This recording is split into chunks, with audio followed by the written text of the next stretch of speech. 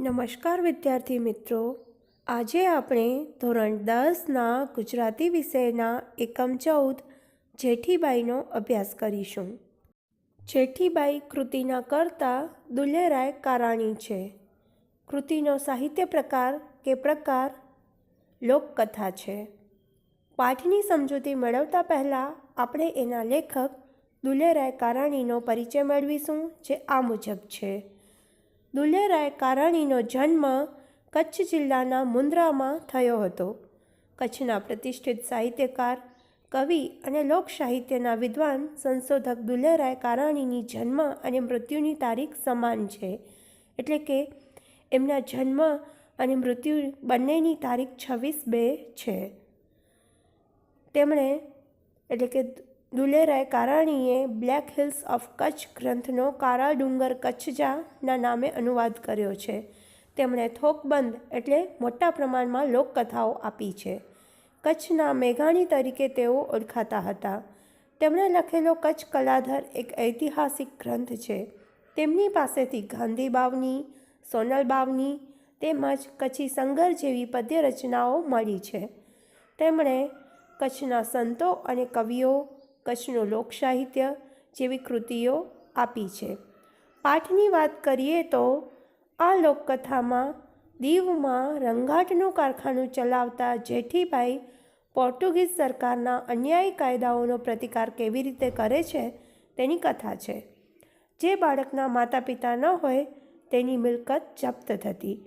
ખ્રિસ્તી ધર્મ સ્વીકારવાની ફરજ પડાતી તે કાયદાની સામે જેઠીબાઈ યુક્તિ અને ઉદારતાથી વિજય મેળવે છે. એટલું જ નહીં, પોર્ટુગલ જઈને ત્યાંની રાણીને મળીને અન્યાયી કાયદો દૂર કરાવે છે. એમાં એક નિરક્ષર સ્ત્રીની સંવેદનશીલતા, ખુમારી અને કોઠાસૂઝ ઉત્તમ રીતે વ્યક્ત થાય છે. આજથી 1.5-2 સદી પહેલાં આવું વ્યક્તિત્વ હોય તે પણ આપણા સંસ્કાર જીવનનું ગૌરવ છે. એ આ લોકકથા દ્વારા પ્રગટ થયું છે. પાઠની સમજૂતી આ મુજબ છે. રાઓ શ્રી ભારમલજીના રાજ્ય અમલ દરમિયાન માંડવીની ખત્રિયાણી જેઠીબાઈની હિંમત અને કુનેહનો આ કિસ્સો માત્ર કચ્છ માટે જ નહીં પણ સમસ્ત ભારતના ઇતિહાસમાં સુવર્ણ અક્ષરે અંકિત રહેશે. કુનેહ એટલે યુક્તિ, ચતુરાઈ કે હોશિયારી. રાઓ શ્રી ભારમલજીના રાજ્ય અમલ દરમિયાન માંડવીના ખત્રી સમાજના જેઠીબાઈની હિંમત એટલે એમની બહાદુરી અને કુનેહ, હોશિયારી, એમના શાણપણનો આ કિસ્સો માત્ર કચ્છ માટે જ નહીં પરંતુ સમસ્ત આખા ભારતના ઇતિહાસમાં સુવર્ણ અક્ષરે, સોનેરી અક્ષરે અંકિત રહેશે, યાદ રહેશે એવી આ કથા છે. અમાસની અંધાર ઘેરી રાત્રિનો ગાઢ અંધકાર દસે દિશાને ઘેરી વળ્યો હતો. અડધી રાત વીતી ગઈ હતી. એ સમયે સૌરાષ્ટ્રને દક્ષિણ કિનારે આવેલ દીવ બંદરના રંગાટ અને વણાટ કામના એક કચ્છી કારખાનામાં કાનજી નામનો એક કચ્છનો કામદાર છેલ્લા શ્વાસ લઈ રહ્યો હતો. અહીં એના ઘર-બાર ન હતા. પત્ની તો ક્યારનીએ પરમધામમાં પહોંચી ગઈ હતી.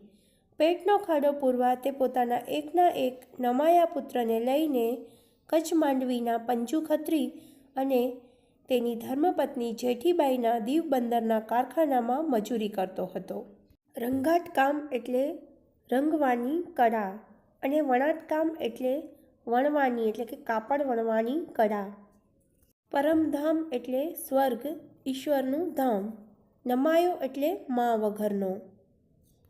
લેખક કહે છે કે અમાસ એટલે કે વદ પક્ષનો છેલ્લો દિવસ એની અંધાર ઘેરી રાત્રિના ગાઢ ગહન અંધકાર દસે દિશાને ઘેરી વળ્યો હતો અને અડધી રાત વીતી ગઈ હતી. એ સમયે સૌરાષ્ટ્રના દક્ષિણ કિનારે આવેલ દીવ બંદરના રંગાટ અને વણાટ કામના એક કચ્છી કારખાનામાં કાનજી નામનો એક કચ્છનો કામદાર છેલ્લા શ્વાસ લઈ રહ્યો હતો એટલે કે મૃત્યુની સમીપ હતો. એના ઘર-બાર ન હતા અને એની પત્ની તો ક્યારનીએ સ્વર્ગવાસી થઈ ગઈ હતી. પેટનો ખાડો પૂરવા માટે એટલે જીવન નિર્વાહ માટે તે પોતાના એકના એક નમાયા મા વિનાના પુત્રને લઈને કચ્છ માંડવીના પંજુ ખત્રી અને તેની ધર્મપત્ની જેઠીબાઈના દીવબંદરના કારખાનામાં મજૂરી કામ કરતો હતો. 10 વર્ષના દીકરાને લઈને તે અહીં આવ્યો હતો. આજે એનો દીકરો 14 વર્ષનો થયો હતો. ત્યાં તો કાનજી પણ એની સ્વર્ગવાસી પત્ની પાસે પહોંચી જવાની તૈયારીમાં આવી પડ્યો હતો. સગા સંબંધીમાં તો તેનો એકનો એક પુત્ર પમો અને કારખાનાના મજૂરો સિવાય બીજું કોઈ ન હતું. હા, કારખાનાની માલિકણ જેઠીમાં તો મા કરતાં પણ વધારે હતી. એક કાનજી માટે જ નહીં, આ કારખાનાના તમામ કામદારો પર એ માતા જેટલું જ વહાલ રાખતી હતી. પારકા પ્રદેશમાં પેટનું પૂરું કરવા આવેલ કામદારોની માતાની ખોટ જેઠીમાં પૂરી કરતી હતી. કાનજી પોતાના 10 વર્ષના દીકરાને લઈને દીવ આવ્યો હતો. આજે એનો દીકરો 14 વર્ષનો થયો હતો, પણ કાનજી પણ એની સ્વર્ગવાસી પત્ની પાસે પહોંચવાની તૈયારીમાં આવી પડ્યો હતો. એટલે કે એની તબિયત પણ સારી નહોતી, એ મૃત્યુની સમીપ હતો. સગા સંબંધીમાં તો તેનો એકનો એક પુત્ર પમો અને કારખાનાના મજૂરો સિવાય બીજું કોઈ હતું નહીં, પરંતુ કારખાનાના માલિક એટલે કે એની માલિકણ જેઠીમાં મા કરતાં પણ વધારે હતા. એક કાનજી માટે જ નહીં, પરંતુ એમના કારખાનાના તમામ એટલે બધા જ કામદારો પર એ માતા જેટલું જ વહાલ રાખતા હતા.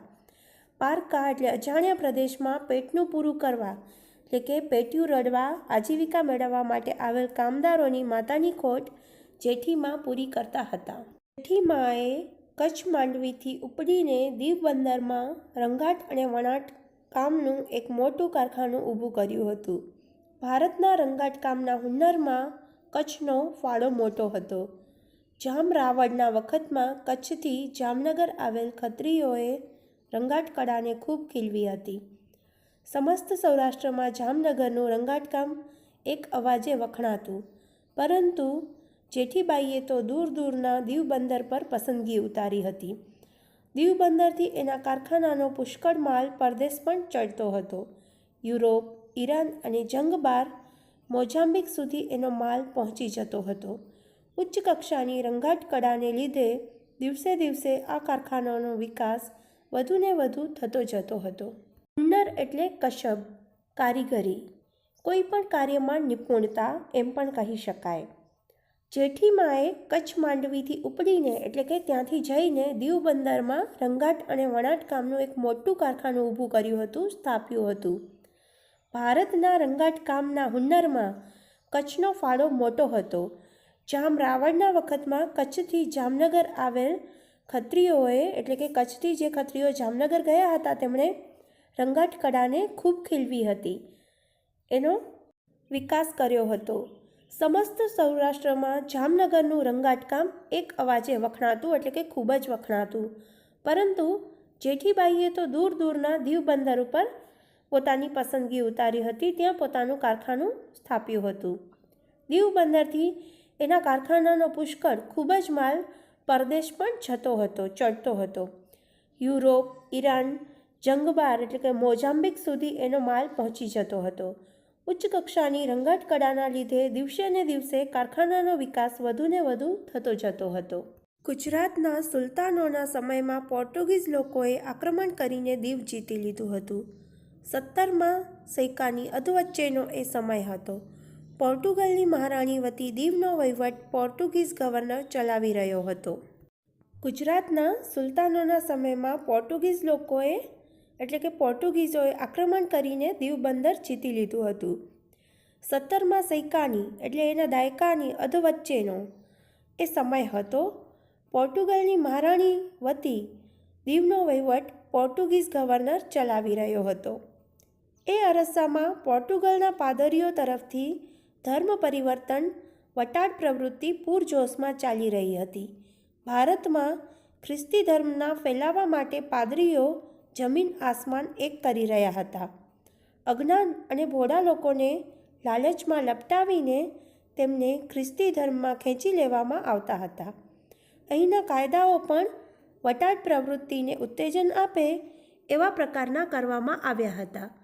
એમાં એક કાયદો એવો હતો કે કોઈ પણ બાળક નિરાધાર હોય તો તેને બળજબરીથી ખ્રિસ્તી બનાવી અને તેના માલ મિલકત જપ્ત કરી લેવા. આ અતિ અન્યાયી કાયદાએ દીવની જનતાના હૃદયમાં ફફડાટ પેદા કરી દીધો હતો. કાયદો એ કાયદો જ હતો અને કાયદો એનું કામ કરી રહ્યો હતો. પાદરીઓની સત્તા અને એમની જોહુકમી આ કાયદાથી બેમર્યાદ બની જતી હતી. વટાડ પ્રવૃત્તિ એટલે વટલાવવાની પ્રવૃત્તિ, ધર્મ પરિવર્તન કરાવવાની પ્રવૃત્તિ. લપટાવવું એટલે ખરડાવવું. એ અરસામાં એટલે કે એ સમયમાં પોર્ટુગલના પાદરીઓ તરફથી ધર્મ પરિવર્તનની વટાડ પ્રવૃત્તિ પૂરજોશમાં એટલે કે ખૂબ પ્રમાણમાં ચાલી રહી હતી. ભારતમાં ખ્રિસ્તી ધર્મના ફેલાવા માટે પાદરીઓ જમીન આસમાન એક કરી રહ્યા હતા. પોતાનાથી બનતા તમામ પ્રયત્નો કરી રહ્યા હતા અને અજ્ઞાન એટલે કે જે અજ્ઞાની છે, નિરક્ષર છે એવા અને ભોળા લોકોને લાલચમાં લપટાવીને તેમને ખ્રિસ્તી ધર્મમાં ખેંચી લેવામાં આવતા હતા. તેમનું ધર્મ પરિવર્તન કરાવવામાં આવતું હતું. અહીંના કાયદાઓ પણ આ વટાડ પ્રવૃત્તિને ઉત્તેજન આપે, એને પોષે એ પ્રકારના કરવામાં આવ્યા હતા. એમાં એક કાયદો એવો હતો કે જો કોઈ પણ બાળક નિરાધાર હોય એટલે કે એના માતા પિતા ન હોય કે કોઈ વડીલ ન હોય તો તેને બળજબરીથી ખ્રિસ્તી બનાવી અને તેના માલ મિલકત જપ્ત કરી લેવા. આ અતિ અન્યાયી કાયદો એ દીવની જનતાના હૃદયમાં ફફડાટ પેદા કરી દીધો હતો. પરંતુ કાયદો એ કાયદો જ હતો અને એનું કામ કરી રહ્યો હતો. પાદરીઓની સત્તા અને એમની જોહુકમી આ કાયદાથી બેમર્યાદ બની ગઈ હતી. એટલે એ લોકો તેમને મન ફાવે એમ કાર્ય કરતા હતા. પોર્ટુગીઝ અમલની આવી આપખુદીના સમયમાં મરણ પથારી પર પડેલ કાનજીનો જીવ નીકળતો ન હતો. એના મૃત્યુ બાદ 14 વર્ષના એના પુત્ર પર ખ્રિસ્તી પાદરીઓનો કાયદો કેવી આફત વરસાવશે એ ચિંતા કાનજી કામદારના કાળજાને કોરી ખાતી હતી. એનો જીવ એ ચિંતામાં જ અટવાયા કરતો હતો. આજે 8 દિવસથી એણે અનાજનો એક દાણો પણ લીધો ન હતો. આમ છતાં છેલ્લા ડચકા ખાતો એનો જીવડો કેમે કરી નીકળતો ન હતો. એના જીવની મુક્તિ થતી ન હતી. પોર્ટુગીઝોના અમલ વખતે એમની આવી આપખુદીના સમયમાં મરણ પથારીએ પડેલ કાનજીનો જીવ નીકળતો ન હતો. કારણ કે એને એના પુત્રની ચિંતા હતી કે એના મૃત્યુ બાદ એના 14 વર્ષના પુત્ર ઉપર ખ્રિસ્તી પાદરીઓનો કાયદો કેવી આફત, કેવી મુશ્કેલી વરસાવશે. એ જ ચિંતા એના કાળજાને, એના હૃદયને કોરી ખાતી હતી અને એનો જીવ પણ એ ચિંતામાં જ અટવાયા ભટક્યા કરતો હતો. તેણે 8 દિવસથી અનાજનો એક પણ દાણો લીધો ન હતો. તેમ છતાં છેલ્લા ડચકા ખાતો એનો જીવ કેમ કરીને પણ નીકળતો ન હતો. એના જીવને મુક્તિ મળતી ન હતી. 8મા દિવસની અડધી રાતે એના જીવને રૂંધાતો જોઈને જેઠીમાં એને આશ્વાસન આપી રહ્યા હતા. કાનાભાઈ, તું તારા જીવને ગતે કર. તારે જે કંઈ કહેવું હોય તે કહી દે. તારો જીવ કેમ અકળાય છે? 8મા દિવસની અડધી રાતે એના જીવને રૂંધાતો, ઘૂંટાતો જોઈને એની ગૂંગળામણ સહન ન થતાં જેઠીમાં એને આશ્વાસન આપી રહ્યા હતા કે કાનાભાઈ, તું તારા જીવને ગતે કર એટલે તારા જીવની ગતિ થવા દે. તારે જે કંઈ કહેવું હોય તે કહી દે. શા માટે તારો જીવ આમ અકળાય છે, રૂંધાય છે? આ વખતે કાના કામદારે બાજુમાં જ ઊભેલા એના કિશોર પુત્ર તરફ અંગુલી નિર્દેશ કર્યો. જેઠીમાં તરત જ એના મનની વાત પામી ગયા. કિશોરનો હાથ પોતાના હાથમાં લઈને કહ્યું, કાના, હું આજે ભગવાનને સાક્ષી રાખીને પ્રતિજ્ઞા લઉં છું કે મારું આખું કારખાનું ઊંધું વળી જાય તો પણ તારા દીકરાને ઊની આંચ આવવા નહીં દઉં. આજથી આ દીકરો તારો નથી પણ મારો છે. તું સુખેથી તારો જીવ ગતે કર. જેઠીમાએ જ્યારે ખૂબ પૂછ્યું ત્યારે કાના કામદારે બાજુમાં ઊભેલા પોતાના પુત્ર કિશોર તરફ અંગુલી નિર્દેશ કર્યો એટલે કે આંગળી ચીંધી અને જેઠીમાં તરત જ એના મનની વાત સમજી ગયા, પામી ગયા. કિશોરનો હાથ પોતાના હાથમાં લઈને એમણે કહ્યું કે કાના, હું આજે ભગવાનની સાક્ષીએ પ્રતિજ્ઞા લઉં છું કે મારું આખું કારખાનું ઊંધું વળી જાય એટલે કે નાશ પામી જશે તો પણ હું તારા દીકરાને ઊની આંચ આવવા નહીં દઉં, કંઈ જ થવા નહીં દઉં. આજથી આ દીકરો એ તારો નથી પણ મારો છે. તું સુખેથી તારા જીવને ગતિ થવા દે, તારો રસ્તો કરી જા.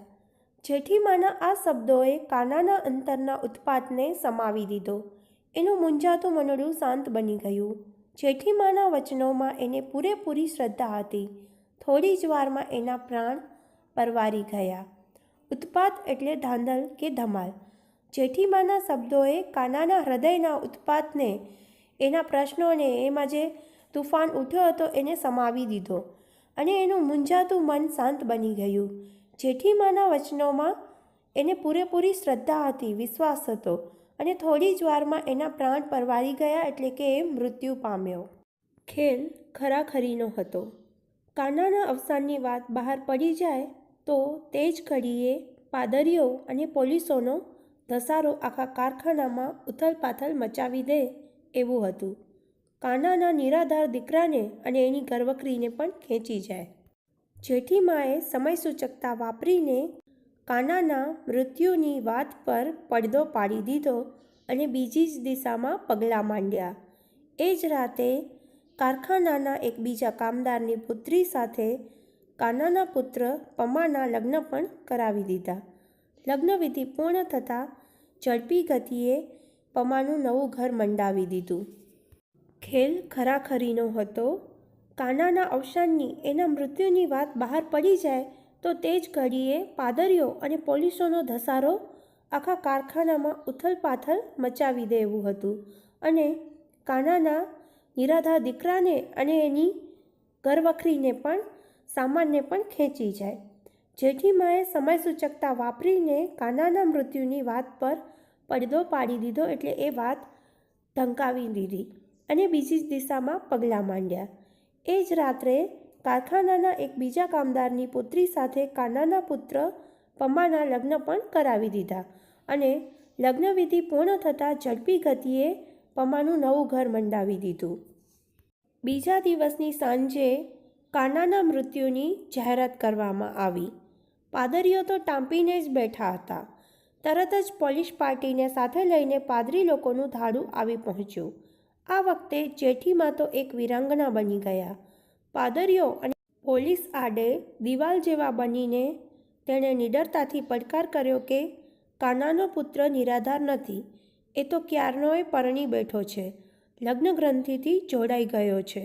બીજા દિવસની સાંજે કાનાના મૃત્યુની જાહેરાત કરવામાં આવી એટલે એ સમાચાર આપવામાં આવ્યા કે કાનો મૃત્યુ પામ્યો છે અને પાદરીઓ તો ટાંપીને જ એ વાતની વાટ જોઈને જ બેઠા હતા.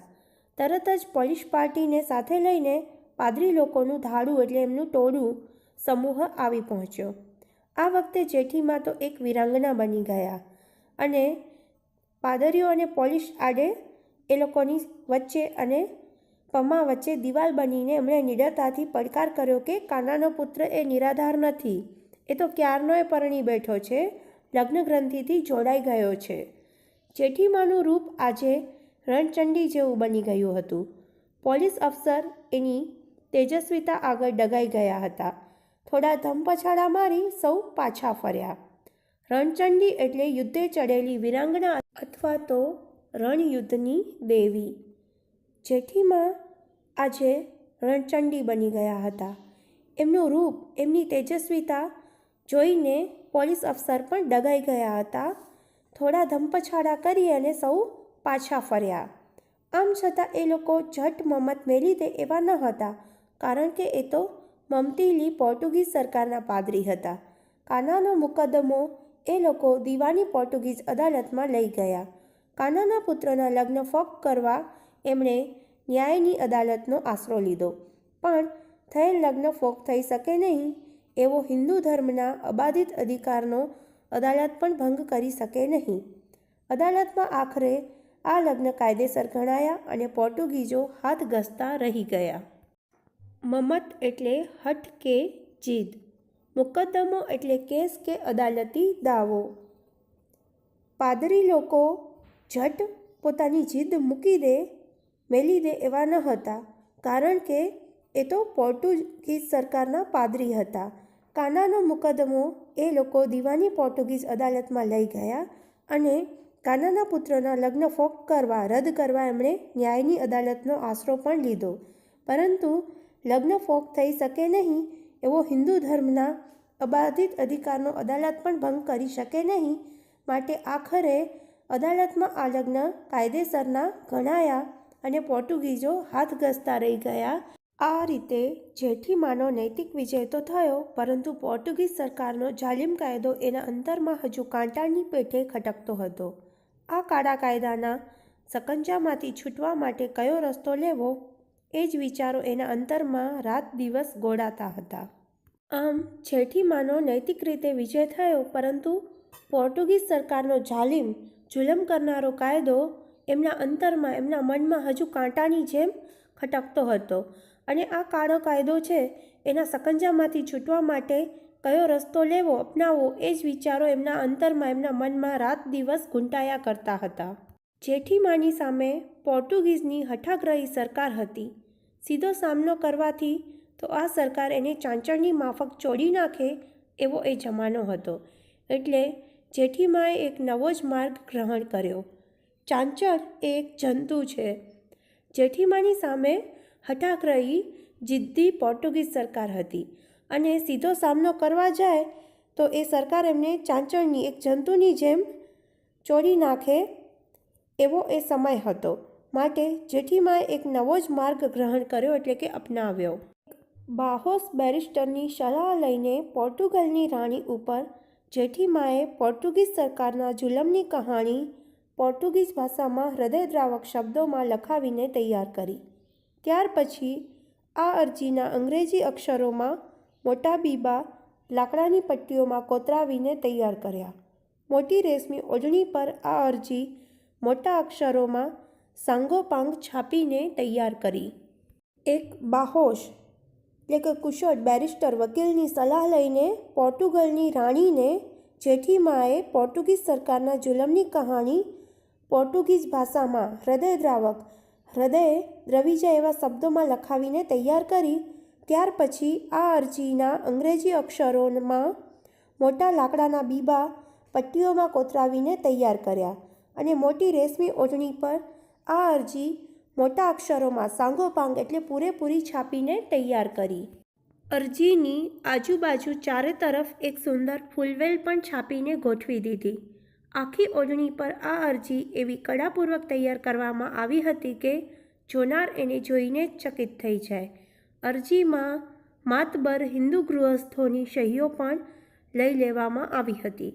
ધર્મને નામે ચાલતા જુલમોનો એમાં આબેહૂબ ચિત્તાર હતો. અરજીની આજુબાજુ ચારે તરફ એક સુંદર ફૂલવેલ પણ છાપીને ગોઠવી દીધી હતી અને આખી ઓઢણી પર આ અરજી એવી કળાપૂર્વક તૈયાર કરવામાં આવી હતી કે જોનાર એને જોઈને જ આશ્ચર્યચકિત થઈ જાય. આ અરજીમાં મોટા પ્રમાણમાં હિન્દુ ગૃહસ્થોની સહીઓ પણ લઈ લેવામાં આવી હતી અને ધર્મને નામે ચાલતા જુલમોનો એમાં આબેહૂબ તાદ્રશ ચિત્તાર કરેલો હતો. આ અરજી છાપેલી ઓઢણીને સુંદર કિનખાબની થેલીમાં મૂકીને જેઠીબાઈએ પ્રવાસની તૈયારી કરવા માંડી. દીવ બંદરેથી વહાણોમાં ઉપડીને 2 અઠવાડિયા પછી પોર્ટુગલની ધરતી પર પગ મૂક્યો. આ અરજી છાપેલી ઓઢણીને સરસ કિનખાબની થેલીમાં મૂકીને જેઠીબાઈએ પોતાના પ્રવાસની તૈયારી કરવા માંડી અને દીવ બંદરેથી વહાણમાં બેસીને 2 અઠવાડિયા પછી પોર્ટુગલની ધરતી પર પગ મૂક્યો. અહીં આવી પોર્ટુગલના ગવર્નરના 2 મોટા અધિકારીઓની જેઠીબાઈએ મુલાકાત લીધી. એકનું નામ હતું એન્ટોનિયો મેલો દ કેસ્ટ્રો અને બીજાનું નામ હતું એનલી કેસ્ટ્રો દ રાલ. આ બંને અધિકારીઓએ ઘણી સહાનુભૂતિથી જેઠીબાઈને મુલાકાત આપી. એની બધી હકીકત પણ ધ્યાનમાં લીધી. આ મુલાકાત વખતે જેઠીબાઈ ધોળે દિવસે હાથમાં સળગતી મસાલ લઈને ગઈ હતી. કારણમાં એમ હતું કે પોર્ટુગીઝ સરકારના રાજ્યમાં ઘોર અંધકાર છે, એટલે એને પ્રકાશની જરૂર છે. પોર્ટુગલની ધરતી પર આવીને પોર્ટુગલ ગવર્નરના 2 મોટા અધિકારીઓની જેઠીબાઈએ મુલાકાત લીધી, જેમાં એકનું નામ હતું એન્ટોનિયો મેલો દ કેસ્ટ્રો અને બીજાનું નામ હતું એનલી કેસ્ટ્રો દ રાલ. આ બંને અધિકારીઓએ ખૂબ જ સહાનુભૂતિથી જેઠીબાઈને પોતાની મુલાકાત આપી અને બધી જ હકીકત, વાસ્તવિકતા ધ્યાનમાં પણ લીધી. આ મુલાકાત વખતે જેઠીબાઈ દિવસે હાથમાં સળગતી મસાલ લઈને ગયા હતા અને કારણ એ હતું કે પોર્ટુગીઝ રાજ્યના સરકારમાં ઘોર અંધકાર છે, માટે એને પ્રકાશની જરૂરત છે. આ પ્રયોગે ઉભય અધિકારીઓ પર ભારે અસર કરી. આ ઓફિસરોએ એ વખતની પોર્ટુગલની રાણી ડોન લ્યુઝાની મુલાકાતની સગવડ કરી આપી. એટલું જ નહીં પણ જેઠીબાઈની અરજ પર ખાસ લક્ષ્ય આપવાની ભલામણ પણ કરી દીધી. આ પ્રયોગે ઉભય એટલે કે બંને અધિકારીઓ પર ખૂબ જ અસર કરી, ભારે અસર કરી. અને આ બંને ઓફિસરોએ એ વખતની પોર્ટુગલની રાણી ડોન લ્યુઝાની મુલાકાતની સગવડ કરી આપી અને સાથે સાથે જેઠીબાઈની અરજ પર એમની વાત પર ખાસ લક્ષ્ય આપવા, ધ્યાન આપવાની ભલામણ પણ કરી દીધી. પોર્ટુગલની રાણી અને જેઠીબાઈની મુલાકાત ઠીક લાંબી ચાલી. ભારતની એક કાળા રંગની બાઈને મુલાકાત આપતી વખતે પોર્ટુગલની રાણીએ ખૂબ સૌજન્ય દાખવ્યું હતું. જેઠીબાઈએ હૃદય ખોલીને બધી હકીકત રજૂ કરી અને ભારતીય કળાની છાપેલી ઓઢણી રાણીને ભેટ કરી. ઓઢણીની અંદર મોટા અક્ષરે છાપેલી અરજી વાંચીને રાણી તો આશ્ચર્યમુગ્ધ બની ગઈ. અરજીની કરુણ કહાણીએ તેની આંખોમાં આંસુ આણી દીધા. ખરેખર એક સ્ત્રીના હૃદયને સ્ત્રીના હૃદય સિવાય બીજું કોણ પારખી શકે? પોર્ટુગલની રાણી અને જેઠીબાઈ વચ્ચેની મુલાકાત લાંબી ચાલી અને ભારતની એક કાળા રંગની બાઈએ એટલે ભારતીય નારીને મુલાકાત આપતી વખતે પોર્ટુગલની રાણીએ ખૂબ જ સૌજન્ય દાખવ્યું, પોતાની સજ્જનતા દેખાડી. જેઠીબાઈએ હૃદય ખોલીને, મન ખોલીને બધી જ હકીકત, વાસ્તવિકતા હતી એ રજૂ કરી અને ભારતીય કળાની છાપેલી ઓઢણી રાણીને ભેટ રૂપે આપી. ઓઢણીની અંદર મોટા અક્ષરે છાપેલી અરજી વાંચીને રાણીને નવાઈ લાગી, એ આશ્ચર્યમુગ્ધ બની ગઈ. અરજીની કરુણ કહાણીએ તેની આંખોમાં આંસુ આણી દીધા. એટલે એમને સત્ય હકીકતની જાણ થઈ, માટે એમને દુઃખ લાગ્યું. ખરેખર એક સ્ત્રીના હૃદયને સ્ત્રીના હૃદય સિવાય બીજું કોણ પારખી શકે? રાણીએ જેઠીબાઈની કલામય કૃતિ અને હિંમત માટે ધન્યવાદ આપ્યા અને આભારની લાગણી વ્યક્ત કરી. ભારતમાં પોર્ટુગીઝ સત્તાનો જુલ્મી કાયદો તેણે પોતાના ખાસ ફરમાનથી રદ કરાવ્યો. રાણી એ જેઠીબાઈની કલામય કૃતિ અને એમની હિંમત માટે એમને ધન્યવાદ આપ્યા અને આભારની લાગણી પણ વ્યક્ત કરી. ને ભારતમાં પોર્ટુગીઝ સત્તાનો જુલ્મી જે અત્યાચારી કાયદો હતો તેમણે પોતાના ખાસ ફરમાનથી, હુકમથી રદ કરાવ્યો. તે દિવસથી જેઠીબાઈની ઓઢણી પાંદ જેઠીનું નામ વિખ્યાત બની ગયું. આ ઓઢણીની ભાત સાથે જેઠીબાઈનું નામ પણ જોડવામાં આવ્યું. આ ભાત ભારતની એક અનોખી ભાત ગણાય. પોર્ટુગીઝની રાણી અને જેઠીબાઈની મુલાકાત પછી પાંદ જેઠી નામે જેઠીબાઈની ઓઢણી વિખ્યાત બની ગઈ અને એની ભાત ભારતની એક અનોખી ભાત ગણાઈ. રાણીની આજ્ઞાનો ઠરાવ એક તામ્રપત્ર પર કોતરવામાં આવ્યો. આ તામ્રપત્ર ઘણા માન અને દબદબા સાથે જેઠીબાઈને અર્પણ કરવામાં આવ્યો. રાણીએ જે આજ્ઞા કરી હતી એનો ઠરાવ એક તામ્રપત્ર એટલે તાંબાના પતરા પર કોતરાવીને તૈયાર કરવામાં આવ્યો, જે ઘણા માન અને દબદબા સાથે ગૌરવપૂર્વક રીતે જેઠીબાઈને આપવામાં આવ્યો. એ ઉપરાંત જેઠીબાઈના માનમાં અઠવાડિયામાં એક દિવસ તેમના ઘર આગળ બેન્ડ વગાડવાનો હુકમ કરવામાં આવ્યો. જેઠીબાઈની જિંદગી સુધી આ કાર્યક્રમનો અમલ ચાલુ હતો. પોર્ટુગીઝ અફસરો જેઠીબાઈના ઘર પાસેથી પસાર થતા ત્યારે જેઠીબાઈના માનમાં પોતાના માથા પરની હેટ ઉતારી નાખતા. હવે રાણીના આદેશથી જેઠીબાઈના માનમાં અઠવાડિયામાં એક દિવસ તેમના ઘર આગળ બેન્ડ વગાડવાનો હુકમ કરવામાં આવ્યો, જે તેમની જિંદગી સુધી ચાલુ હતો. તે સિવાય જ્યારે પણ પોર્ટુગીઝ અફસરો જેઠીબાઈના ઘર પાસેથી પસાર થતા ત્યારે એમના માનમાં પોતાની હેટ એટલે ટોપી ઉતારી નાખતા. કચ્છ માંડવીના એક અભણબાઈ જેઠીબાઈ આ રીતે પોતાના ગજા ઉપર વટનું એક અદ્ભુત કાર્ય કરીને પોતાના નામને પ્રખ્યાત કરી ગયા, અમર કરી ગયા. આમ કચ્છ માંડવીના એક અભણ નિરક્ષર સ્ત્રી સન્નારી જેઠીબાઈ પોતાના ગજા ઉપરનું એક અદ્ભુત કાર્ય કરીને પોતાના નામને પ્રખ્યાત કરી ગયા, અમર કરી ગયા. આ પાઠ કચ્છડો બારેમાસમાંથી લેવામાં આવ્યો છે. અહીં આપણી પાઠની સમજૂતી પૂર્ણ થાય છે. ફરી મળીશું નવા વિડીયો સાથે. આભાર.